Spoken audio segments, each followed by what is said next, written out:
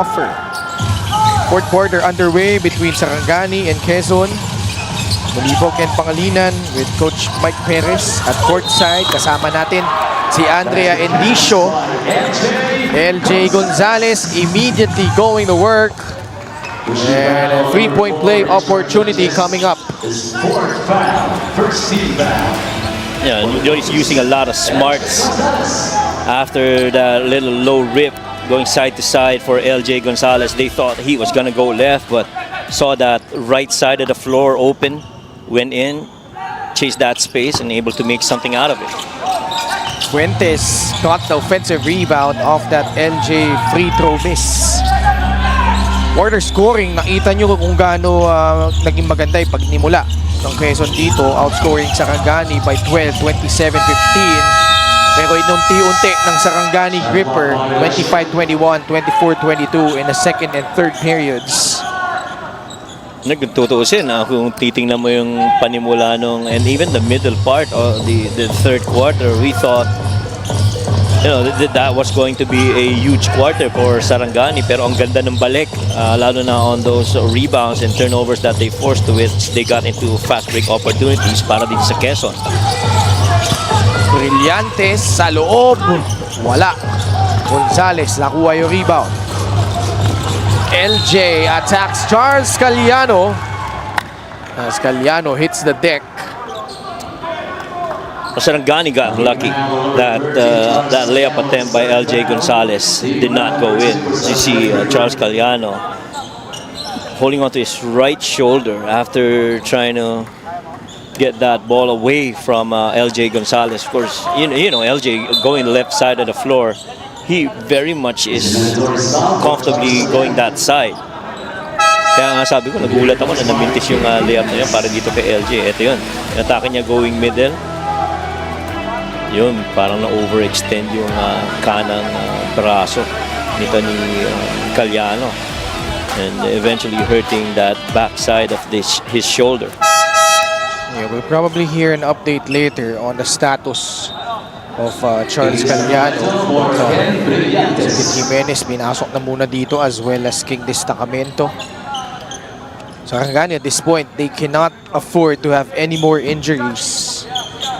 Wala na nga si Jeff, Vernes, Juji Alyari, Rani Bacalao.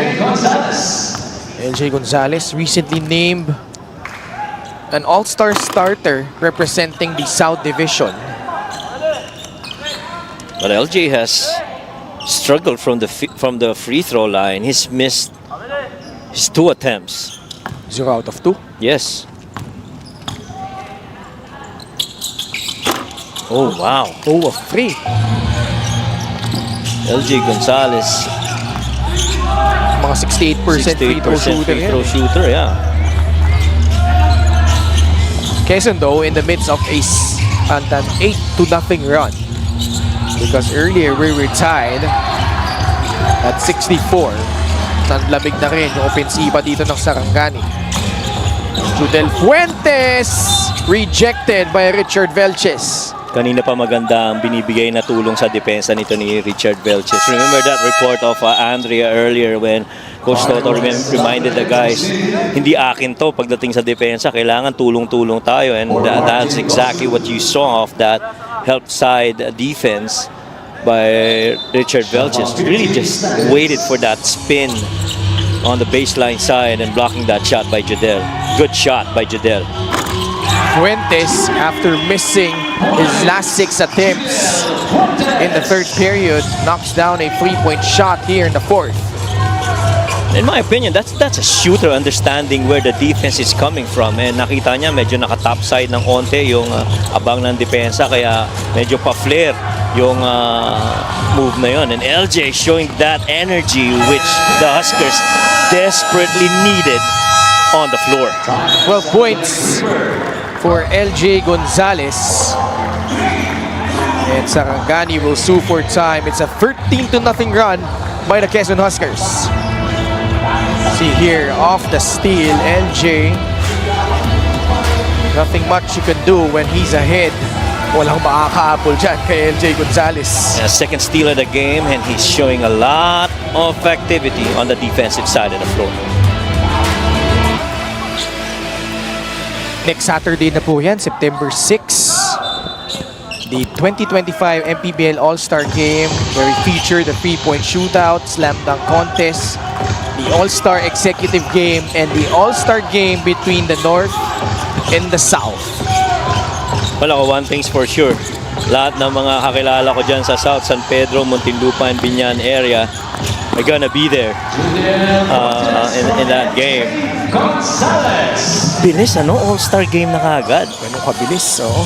Oh my goodness. Kaya doon din kabilis makarecover ang Quezon. 15-0 run na ito. Napako na sa 64 points. Rodel Gravera will slam it down with 2 hands. He pretty much deserves that moment, itong si Rodel Gravera. He's just been a guy that they pull off the bench and always gives positive results. He never runs out of effort. While we see another 3 right there by Escalambre. And one of the more consistent 3-point shooters so far para dito sa Sarangani alongside Mix Pascual. Dalawang krista galing kay Carlo. May foul na tinawag sa ilalim laban sa Sarangani gripper. It's gonna go against Carlo Escalambre.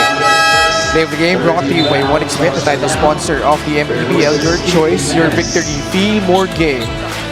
1xBet. It was a foot race with Mix Pascual, and Mix was not gonna challenge that. And Rodel Gravera, a very quiet, athletic guy that's gonna play important minutes, in my opinion, come the playoffs. But so far, one of the best shooting guards in this game for the Quezon Huskers, knocking down another one from Judel Fuentes.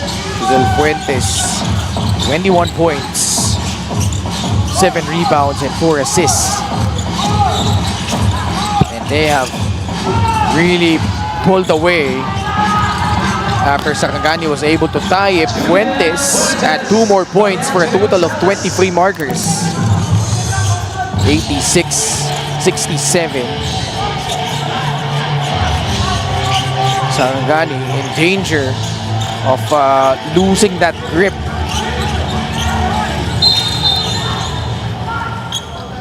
Doon sa play-in spot, no? This is double foul between number 2 to the Double foul.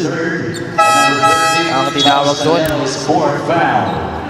How about Judel Fuentes? Scoreless in the third period, but waxing hot here in the fourth. 10 of his 23 coming in this quarter. 86-67. Number 41, Joshua Yero, is third foul.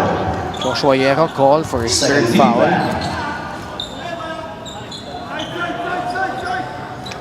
And you like how Quezon was able to turn the switch up here after makatabla ng Sarangani dito. Well, I felt the catalyst really was yung energy na pinakita ni LJ Gonzalez. He pretty much has decided on his own that, I'm gonna be a leader by example and show a lot of effort. And another turnover forced here by the Quezon Huskers. Ganda ng panimula sa depensa para sa fourth quarter dito ng Huskers. And so far they've allowed Sarangani only 3 points while scoring 16, and that's just about the kind of performance that they showed early in the first half, in the first quarter rather. Bridging all the way to the tail end of the third quarter yan eh.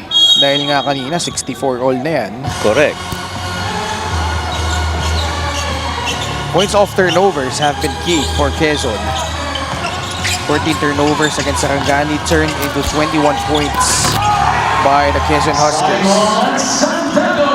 Simon Sandagan going to work the last set. And we've seen a lot of that left-hand finish by Simon for the Huskers, at least for the last 4 games that he's played. Escalambre for another 3. Good challenge yan, and it's off target. Boy Alves gives it up to Caliano. Inside, Zunga gets fouled. And one guy that pretty much has been silent for quite a while, Lars Sunga. Assist of the game brought to you by 1xBet, the title sponsor of the Mpbl. Your choice, your victory. Feel more game. 1xBet. Doing more stuff for the Quezon Huskers is Judel Fuentes that time, coming off that curl on that left side wing and used that screen, understood that defender was chasing him from the back, and looked at that short roll by Simon Sandagon, and Simon just finishing it off with that left hand. Sunga, 2 out of 2 on the line. Diego Darius, pagpapahingay na muna dito si Judel Fuentes. So it's Rodel Gravera, Diego Dario, Joshua Wawaiero, Simon Sandagon, and Topeng Lagrama, the unit for Coach Eric Gonzalez. He's got to take that. Dario will take it off the mark. Lagrama ends up with it. Thought about it. Gets it back from Rodel Gravera. Diego Dario pounds it and pulls up for that mid-range jumper. I loved how Topeng Lagrama actually stayed patient with that little shake action down middle of the floor. Got that middle pick and roll bit with Simon Sandagon as everybody was going downhill. That lift from the corner by Diego Dario, that catch and shoot, completing that shake action. I love that he put that ball on the floor and tapped the elbow too. The attack by Diego Dario, who will miss. Sunga in transition. Great stand on defense by Gravera, and also credit Hierro for disrupting the rhythm of Lars Sunga there. Ang nakakapanghinayang dito sa Sarangani, nakita mo napakaganda ng energy nila kanina no? Ng third quarter, and somehow that effort really just went south. Parang nag-evaporate. Oo. Huge turnaround, lalo na nung tinaas na ng intensity ng depensa at activity nitong Quezon Huskers. The ball is sticking right now para dito sa Sarangani. Kanina medyo maganda pa yung movement. Kuya Alves sa poste. Bola na agaw ni Gravera. In a foot race with Charles Caliano. But it was off. Rodel Gravera, turnover against Quezon. It happened right in front of Coach Richie. And he thought that was touched last by Caliano before he went out. Mix Pascual will check in. Well, you mentioned Mix Pascual, who had a good game today despite them being down by 21 points. Mixie was 3 out of 3 at the half, making all his 3-point attempts to go with a couple of rebounds, couple of steals, a couple of assists, and 1 steal. That was really a good showing for Mix Pascual. I thought all along that he was going to explode some more in the latter quarters, but things not going inside for Mix Pascual. Alam mo namang San Beda yan, no, high school? Hindi din. What? Nagulat ka na naman, Coach Mike. Really? Totoo. I didn't know that. Oh my God. Sa Rizal. San Beda. Oh yeah, sa Taytay. Sa Taytay, tama. Then moved to University of the East. And then eventually finding himself playing for San Sebastian. So palpal. Inabot ni Will Gozom kay King Destacamento. Na isa pang bedista din, si King Destacamento. Mix Pascual. Masyadong malakas. Gabayni will get the rebound. Diego Dario, the crossover, goes inside and was fouled. Makita ng Diego Dario pagka-atake niya, nakapwesto na dun sa left side si Will Gosum. So just that good decision to try and go inner thirds of the floor to attack it instead of clogging that middle lane. Diego Dario, agaya ni Mix Pascual, was a bona fide high school star playing for UPIS. Talagang ano to eh. True fighting maroon ito eh, si Diego Dario. Since high school, all the way to college. Si Ginoong Happy pala niya ba? Full-blooded, ano ba yan? O college lang? Nag-FEU. Nag-FEU nga pala siya ng high school. Kapi That's niya sila right. Coco. Oh, yeah. Coco Pingoy. How could I forget that? Sila Joel Liu. Si Migs Pascual, dati, Coach Mike. Ako, maniniwala ka dito. Pass first point guard yan dati sa San Beda. As we hit the last 2 minutes, Koy Alves with a reverse. And then he converted himself into a knockdown shooter nung na pumasok siya ng college for UE and then to San Sebastian.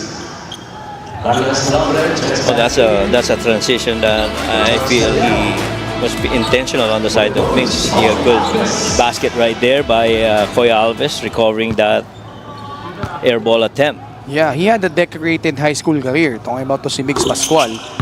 Former Philippine National Youth Team co-captain. Mga kampi niya dyan, sila Kai Soto, Carl Tamayo, Fort Street Padrigao, J.O. Chu. Sa FIBA Under-17 World Cup in Argentina, he was part of that team. This is what year again? Hindi ko na maalala. Pero definitely ano yan, no? Before the pandemic yan. Before pandemic? Yeah, oo. before the pandemic.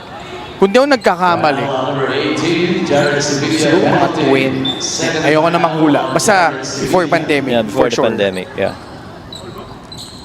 Tapos, he supposedly had one more year playing for Paste. But at the last minute, decided to turn pro and now ending up here with Sarangani. And he could be a key piece, especially without Jeff Viernes. They need someone that could help Kit Jimenez in the backcourt. Oh yes, definitely. And that I feel is one of the reasons why he's in here. And so he played for San Sebastian when Coach John was there. Ang ganun ba? Hindi ko sure nag-abot sila. Posible. Oo yata. Basta sure ako, ang inabot niya was Coach Arvin Bonleon. Arvin Bonleon, that's right. Coach Arvin. Eman Tagle gives it up to Will Gozo. Tagle between the legs. Off to the left. Now Quezon with this impending win. Sila yung kauna-unahang team sa South that would march into 20 wins, no? Yes. And again, like what I said earlier, there is a high probability that they will end up either at the very least 24-5 or at most 25-4. Parang halos secured na nila yung top spot. Yeah, I don't think there's a highly unlikely na mahahabol sila ng Zamboanga. Because of, and the reason that I say that is because when you look at the teams that they are gonna go up against, Zamboanga's going up against another three from the outside by Kit Jimenez. Zamboanga's going up against, these are pretty tough teams. Later they'll go up against Cebu, who are on a 5-game winning streak.